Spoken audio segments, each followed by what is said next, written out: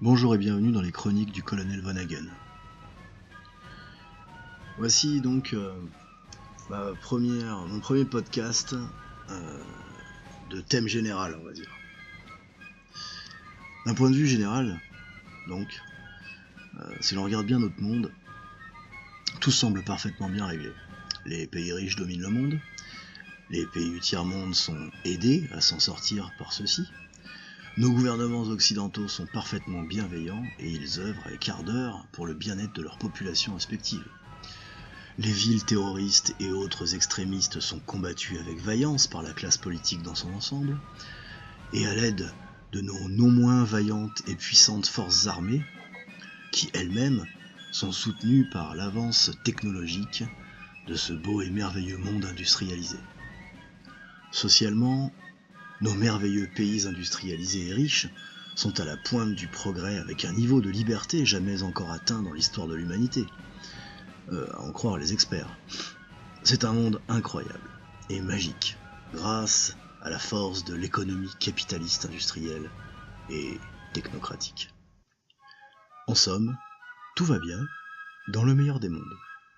Nous vivons donc dans ce nouvel âge pré-cybernétique, à l'aube d'une plus grande révolution encore, qui apportera plus de liberté à l'humanité, avec des avancées comme la 5G, qui permettra de plus grands échanges de contenu, The Internet of Things, comme disent nos amis les Anglais, nos amis entre guillemets, un monde merveilleux de tolérance, où la nouvelle mode dans le management et la bienveillance managériale, l'égalité totale des sexes grâce à cette prouesse qu'est l'écriture inclusive. Bon, je vais m'arrêter là parce que je commence à avoir sérieusement la nausée. Comme après avoir ingurgité un litre de crème au chocolat blanc. Vous savez, c'est la crème très sucrée et très grasse. C'est-à-dire que si on en mange une cuillère à café, ça va. Mais au-delà, ça rend sérieusement malade. En somme, je suis un peu comme tout le monde. Je regarde notre planète et nos contemporains, et je me demande ce qui ne tourne pas très très rond là-dedans. Ou alors peut-être je suis le seul à sentir comme un arrière-goût de pourriture au milieu de cette crème anglaise. On aurait peut-être un petit peu forcé sur le sucre pour masquer le goût du lait gâté. Dans le brillant monde dans lequel nous vivons, un monde lisse, où tout est verni, tout est brillant, rien ne doit dépasser et tout fonctionne merveilleusement bien. Mais sous cet emballage, lorsqu'on soulève un petit peu le papier, on regarde et on commence à voir quelques petites imperfections. Par exemple, lorsqu'en 1924, un certain Edward Bernays convoque la presse dans un grand hôtel de New York pour un événement sur la libération de la femme, on les voit fumer en public, et ainsi elles signifient au monde entier qu'elles aussi, elles ont un symbole phallique. Personne n'y voit rien d'autre qu'un événement social, une grande avancée révolutionnaire, mais réellement personne, à ce moment-là, ou peu, voyait que c'était un événement publicitaire commandité par une grande marque de cigarettes. Ou alors, quand dans les années 50, un célèbre psychiatre américain déclare que s'ils veulent sauver la société de ces maux, ces mêmes psychiatres doivent agir comme une 5e colonne et infiltrer toutes les couches de celle-ci, à moins d'être intéressé par le sujet, personne n'y prête vraiment attention. C'est une anecdote encore. Ou encore, combien de Français ont entendu le discours d'adieu du président Eisenhower? Vous savez, ce fameux discours où il met en garde le peuple américain des dérives du mariage entre l'industrie de l'armement et les banques. Ce que lui-même appelle le complexe militaro-industriel. Combien d'entre nous sommes conscients de cette farce que représentent les partis politiques? Tous deux revers d'une même médaille. Ainsi, c'est très à la mode de prendre parti pour une équipe de foot et de s'entretuer à ce sujet, ou alors une formation politique, un mouvement, ou même une orientation sexuelle. Moi, ça me donne juste l'impression que c'est de diviser pour mieux régner. Oui, je sais, j'ai une vision très simpliste des choses. Et après tout, c'est pas très élaboré tout ça. Mais après tout, les choses parfois les plus simples peuvent être les plus dangereuses. Qu'est-ce qu'il y a de plus dangereux qu'un sabre ou qu'une hache? Et comme dans une enquête policière, il s'agit de savoir à qui profite le crime. Qui peut bien avoir intérêt à nous pousser les uns contre les autres. Vous savez ce qu'on appelle la fameuse opposition contrôlée.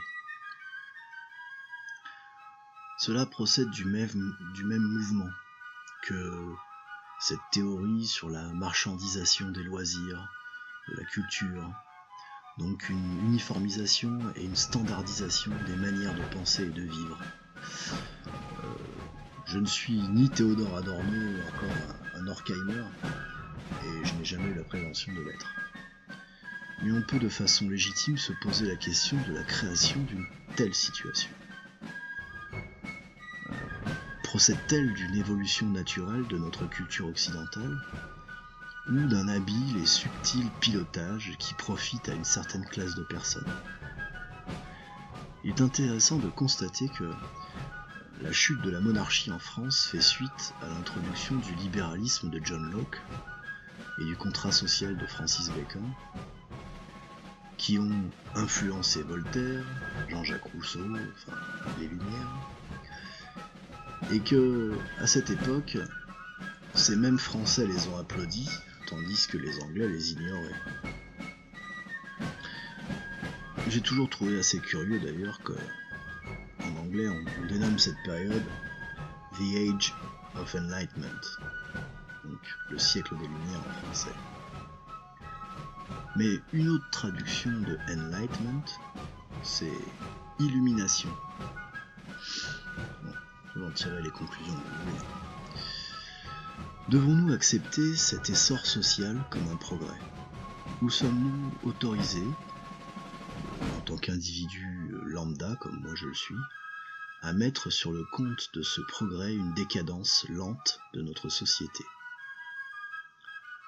Et je vais oser tracer à grands traits quelques faits. Des Lumières, nous sommes passés à la négation du spirituel par la soi-disant Révolution française. Ceci étant achevé, nous pouvions être introduits à la mécanisation de la société, au principe premier de la marchandisation, à la première révolution industrielle, l'avènement du capital vers notre société, entre parenthèses, moderne. D'ailleurs, par un emploi subtil du verbe moderne, on entend le bien, c'est bien moderne. C'est le progrès. Le mal, c'est l'ancien, le vieux, l'obsolète. L'ancien, on le diabolise. Ainsi diabolise-t-on la monarchie en l'appelant l'ancien régime. Donc le régime obsolète, vieux, pourrissant. Et d'ailleurs, on appelle ça régime. Régime renvoie donc à un système politique défaillant, totalitaire. On dit bien un régime totalitaire, on ne dit pas le régime de la République démocratique. On n'affuble jamais République démocratique du titre de régime. Voici donc, d'une manière générale, ce que j'aimerais bien, modestement, aborder dans les futures vidéos que je risque de faire, dans les podcasts. Et avant tout, je tiens à dire que je ne suis pas un savant, je ne suis pas, comme on dit maintenant, un sachant. Je suis un homme ordinaire, je me pose des questions, et depuis un certain temps déjà, j'ai compris que être nourri à la petite cuillère par les médias officiels et par nos gouvernements si bienveillants ne m'apportait aucune réponse.